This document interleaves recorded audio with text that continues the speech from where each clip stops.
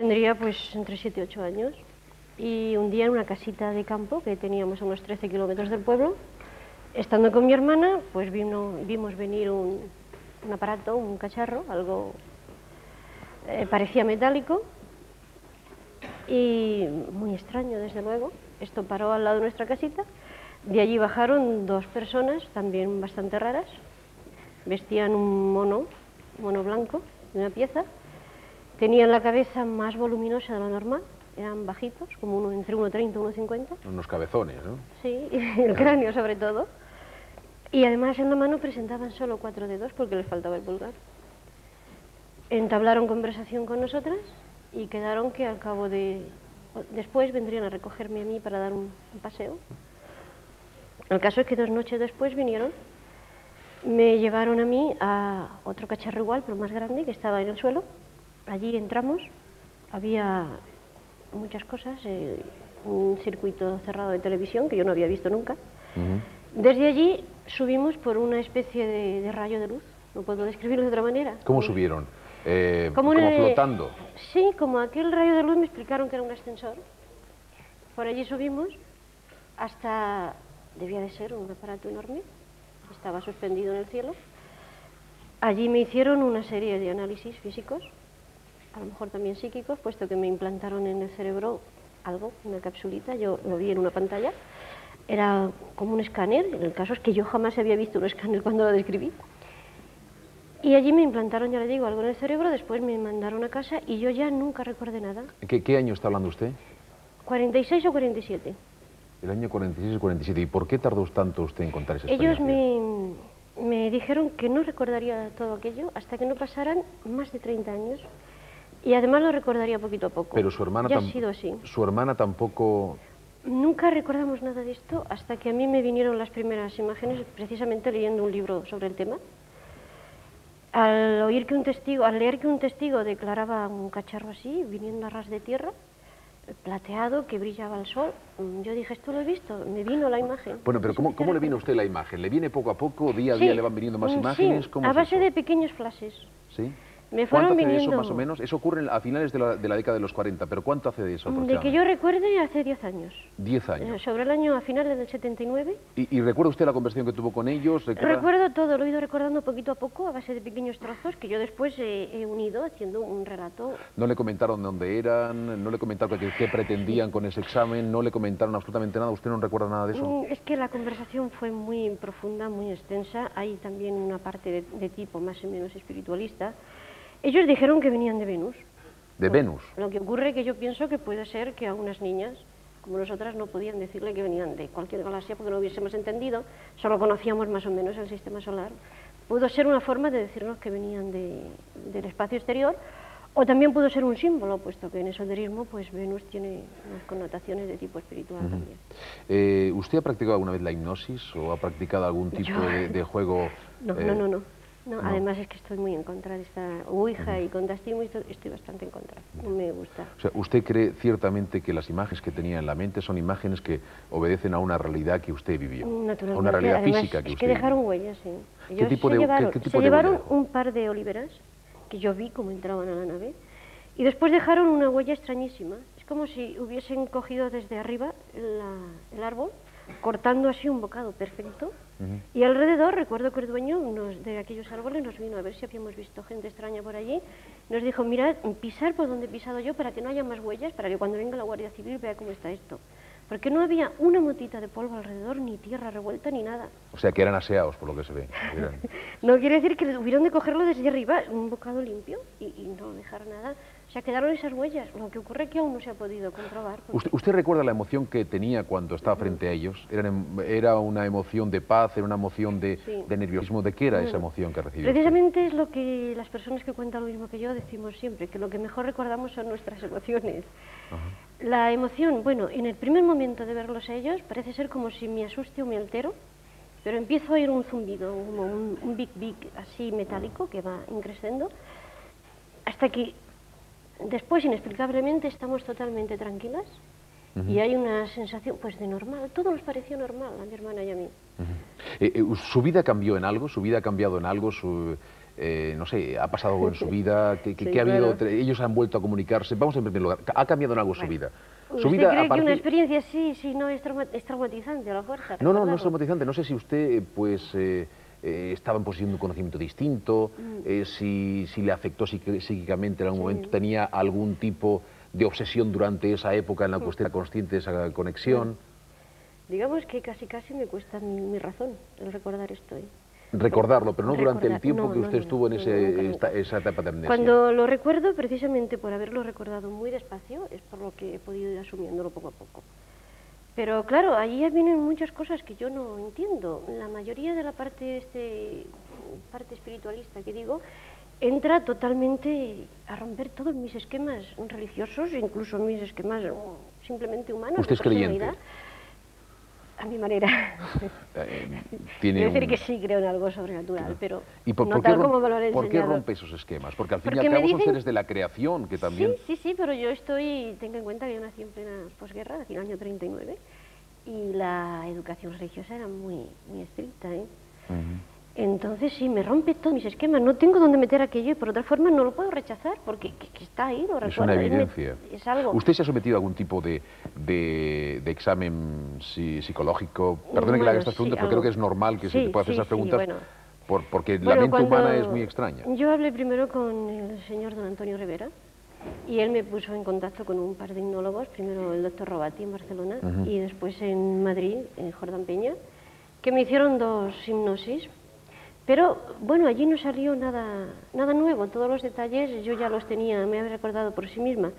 Desde Sevilla, un amigo también, otro investigador, José Ruesga, me ha hecho unos test de personalidad que, bueno, todavía están sin terminar, y en proyecto está, pues, hacer escáner o algo, a ver... ¿Usted está dispuesta a someterse a cualquier tipo de experiencia? Sí, a lo que sea, porque en principio... Es tonto creer que crea la gente una experiencia y después no dejar que haga ¿Le ha pruebas? cambiado el llegar a esa... Yo conozco personas que parece ser han tenido cierto tipo de contactos y les ha cambiado la vida, les ha cambiado el concepto de la existencia, el concepto de la relación.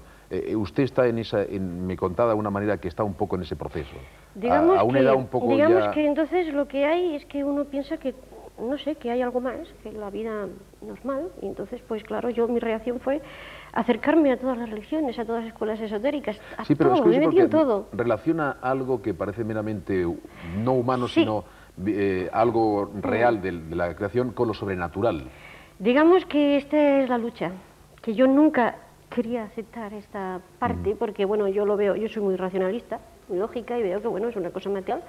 Sin embargo, hay algo que no puedo quitar por más que quiera, que es una parte, ya le digo, en su conversación de tipo espiritualista. Claro. Entonces, el buscar esto es lo que me ha llevado a meterme en muchos sitios hasta que ya, bueno, reaccionas y ante todo mi razón y mi lógica. Hay que mantener porque el tipo, este terreno es muy resbaladizo y muy ambiguo. Tenemos con nosotros también a Javier Sierra. Javier, buenos días. Hola, buenos días. ¿Contactado? No, yo soy investigador en este caso. Investigador. Y bueno, casi podría añadir a lo que ha dicho antes Próspera, que lo más extraño de todos estos incidentes es que se trata de incidentes de alto índice de extrañeza y que cuyo personaje, la persona que vive este tipo de experiencias, es una sola, lo que complica considerablemente cualquier tipo de investigación sobre este fenómeno.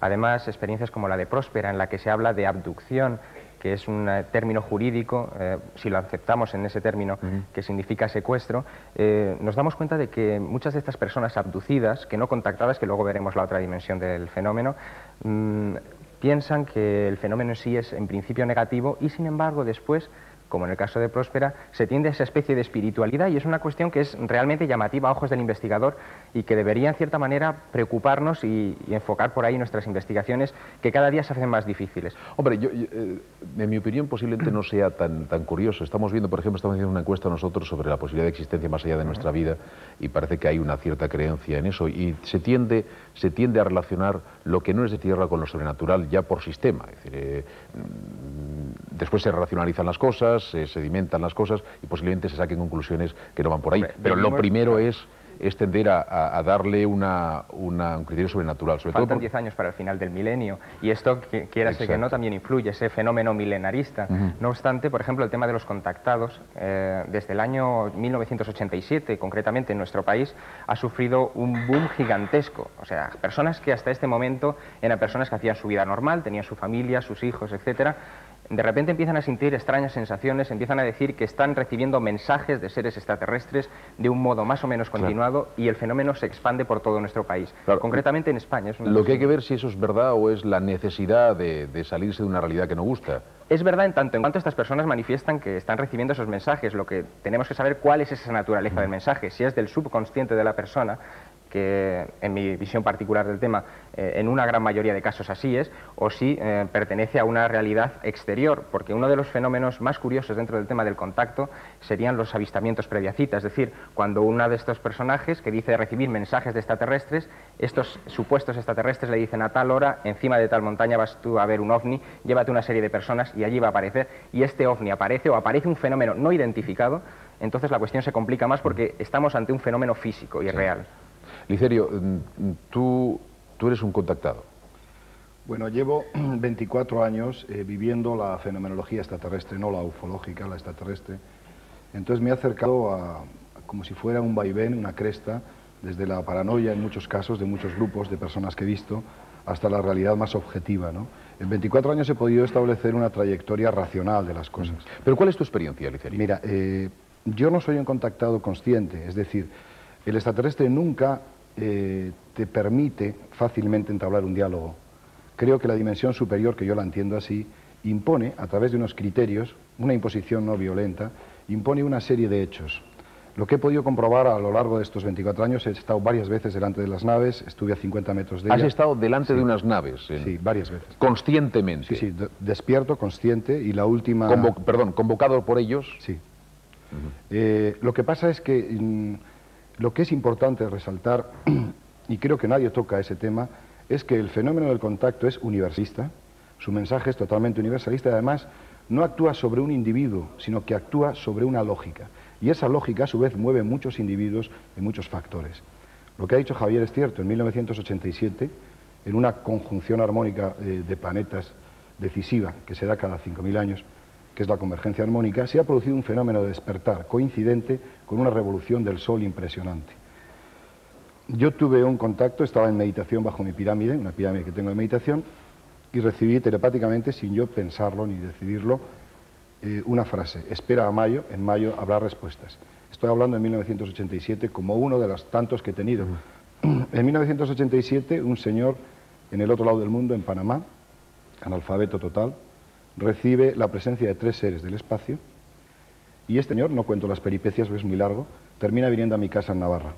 Yo vivo en la montaña, soy astrólogo. Desde Panamá él viene a Navarra. A través de una serie, unas causalidades impresionantes, y este hombre me viene a dar una clave, fíjate que es curioso, una clave que en 1984, encima de mi casa, ante los testigos de todo el pueblo, 200 personas habitantes, vino una nave, apagó todo Vitoria entera, a las 9 de la noche, estuvo un cuarto de hora apagando Vitoria y dibujó sobre una computadora sin corriente eléctrica, dibujó la clave del 1 y del 8 y unos punteos, no he traído aquí la documentación porque es muy extenso, unos punteos que a mi entender forman parte de o representa una constelación, probablemente Géminis.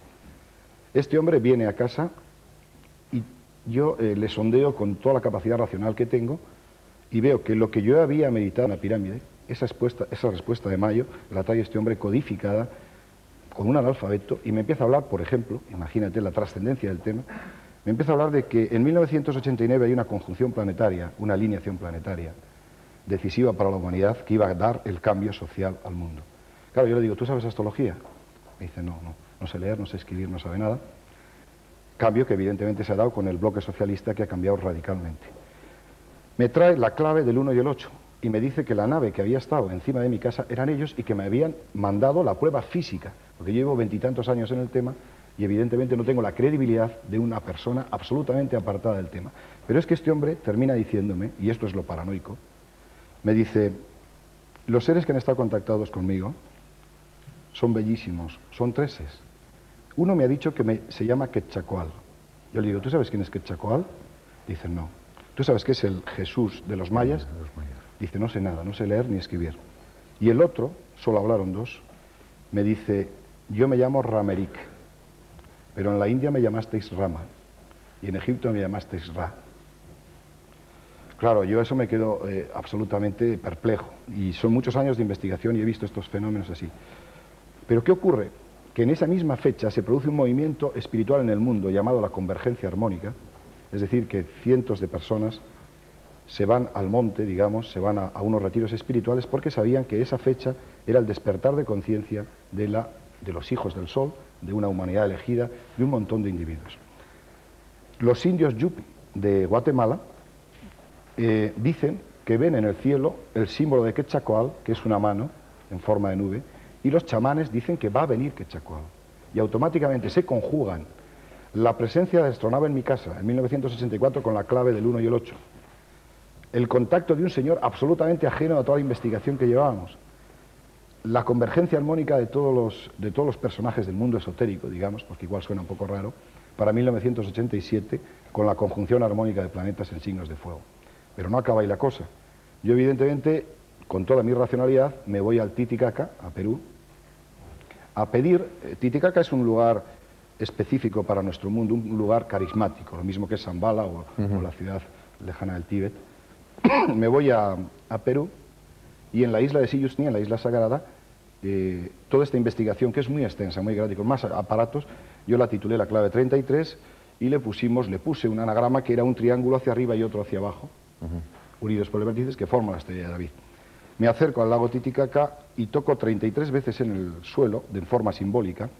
Como yo no tengo capacidad de réplica en el contacto, les pido, por favor, que si efectivamente esta clave es cierto, si la alucinación que vamos viendo, sobre todo en estos últimos años, porque yo llevo investigando desde los 16, pero esto es lo que más me interesaba, ¿era cierto o no? Entonces ellos tienen la gentileza, la enorme gentileza, de presentarnos una nave hacia arriba y otra hacia abajo, que antes os he Una nave físicamente, tú lo viste, física, que se te apareció esa nave. Exacto. Entonces, una se pone hacia arriba y otra hacia abajo, formando una estrella de David dividida, repetida. Pero lo curioso es que en ese momento constato de que la fecha que yo estoy ahí en el Titicaca es el 1-8, el 18 del 8, cuando en el 84 a mí me habían dicho que efectivamente se iba a dar.